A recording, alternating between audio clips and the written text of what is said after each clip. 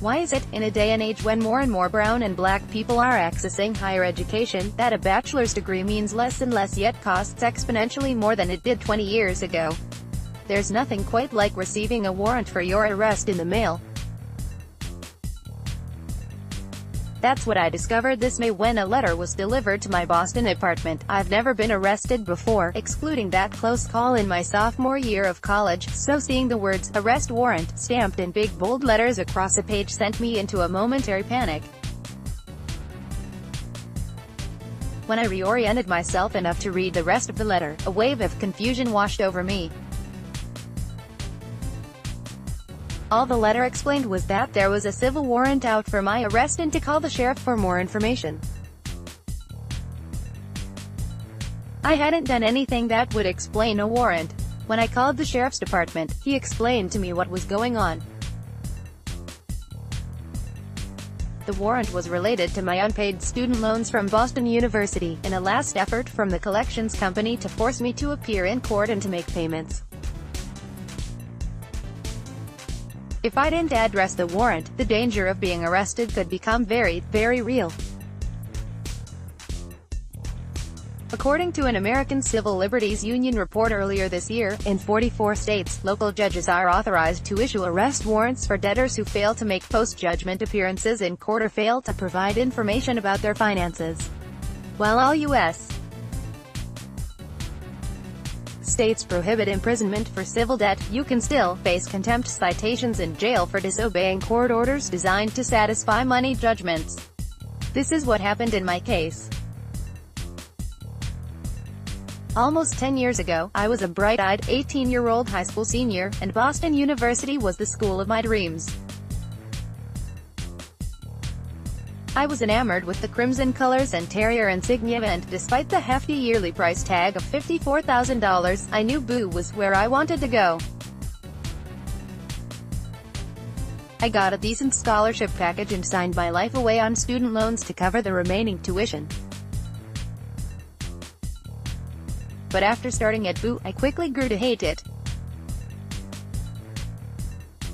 The population of students of color was abysmally low, and I found myself constantly confronted with racial microaggressions. After a mental health crisis, I had to withdraw my second year of attendance, carrying with me a debt for a degree I never obtained. 6 months after withdrawal, Boston University promptly began hunting me down to collect on the debt. While I was able to defer for a year after dropping out, once I got a better paying job, repayment became necessary. The lowest I could get the payments down to was $150 a month, which was roughly a one-tenth of what I was making. This was in addition to my federal student loans, which cost me another $200 a month. On top of that, I was working as an independent contractor and had to pay taxes out of pocket. A series of financial pitfalls, including a car accident while living hand-to-mouth, caused me to become delinquent on my loan. And once that happened, the account went into collections. My delinquent loan also meant that I couldn't get financial aid for school. I had tried to re-enroll at a less expensive public state school after leaving Boo. When I set up a repayment plan in 2017 to try to pay off my delinquent loan, my monthly payments were too low and not considered sufficient enough for the lender. When they took me to court for the first time to force me to pay a larger amount. I was out of the country at the time of the first court date, and when I returned, I received a judgment letter in the mail. The court had ruled in the favor of the lender. I continued to try to pay what I could to keep up, but fell behind. My story isn't at all uncommon. An estimated 44.2 million Americans live underneath the weighty thumb of student loans. The average monthly student loan payment is a hefty $351. When we look at students of color who attend college, the numbers get worse. Black students who get their bachelor's degree owe on average twice as much as their white counterparts. 4 years after graduation, with accruing interest, Black students owe on average nearly $53,000. Black and Latino students are also more likely to become delinquent on student loan repayments due to a number of factors such as lack of generational wealth, predatory loan conditions and the disparity in job acquisition and earnings after attending college. Black people are attending college at an astounding rate. In the past decade, the number of Black students going to college rose 10 to 15%. But doesn't that mean we're also accruing more crippling loan debt that could impact our future cash flow? What I didn't know when completing my financial aid package was that the loan I received from Boston University was private. Private student loan debt volume hit $7.8 billion from 2014 to 2015 and is only growing. While federal student loans have base limitations, private lenders have the ability to not only charge higher interest rates but also to sue you for repayments. The government can drag its feet prosecuting student loan delinquencies because there is no statute of limitations. However, private lenders only have 6 years, depending on what state, after your last payment to get their money back from you and can sue you and even put out a warrant for your arrest, forcing you to court.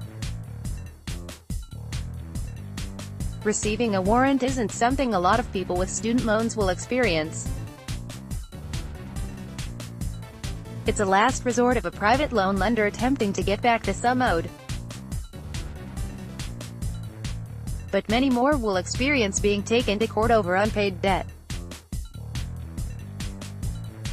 Boston University, a private institution that recorded over $157 million in operating reserves in 2017, has the power and the money to weaponize the legal system to intimidate cash-poor students into paying back old loans.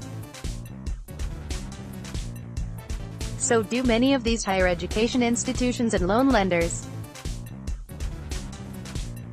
In the past 5 years, the number of lenders taking borrowers to court over delinquent student loans has increased significantly. Private lenders will often fail to be forthcoming about procedural matters. My loan went into default over 6 years ago, it should be past the statute of limitations for collections. But because I agreed to that repayment plan over a year ago, the statute starts over again. This technique is very common among private lenders to trick people into claiming debt that may be old or out of statute. As soon as you admit to owing the debt or you agree to pay it back, you take responsibility for that debt all over again. 2017 alone, over 10,000 complaints were filed against a student loan provider. Last year, Navient, formerly of Sallie Mae, the largest leading private student loan lenders, was sued for $4 billion in abused interest charges and was accused of pushing predatory loans and misleading subprime interest lending. There's an enormous market to make astounding profits in the private student loan lending field. It is, after all, a $200 billion industry. To avoid an actual arrest, I had to not only agree to appear in court, but I also had to pay a $500 down payment on the loan. I also had to agree to an increased $200 a month so the collection company would call the sheriff and tell him to take my warrant off the table. My court date is for later in the summer, but in the meantime, I'm struggling to make monthly payments. Additionally, in the time the loan was delinquent, it accrued over $1,200 in interest. My payments have barely even scratched the surface of the full amount. But if I fail to make payments, the warrant for my arrest is a threat that can become a reality once again. Why is it, in a day and age when more and more brown and black people are accessing higher education, that a bachelor's degree means less and less yet costs exponentially more than it did 20 years ago? Why has education been lauded as a partial solution to our society's ills yet comes at the price of inheriting crippling, lifelong debt? Why are these institutions allowed to weaponize a broken legal system to persecute students who are already monetarily marginalized? As long as profit is valued over knowledge and as long as academic institutions continue to be the gatekeepers of that knowledge, our education system will remain broken. If we are truly a society that sees education as a tool for upward mobility, why do we attach such a steep price to that education? Knowledge should not come with a price tag or an arrest warrant. Do you have a personal story you'd like to see published on HuffPost? Find out what we're looking for here and send us a pitch. Download.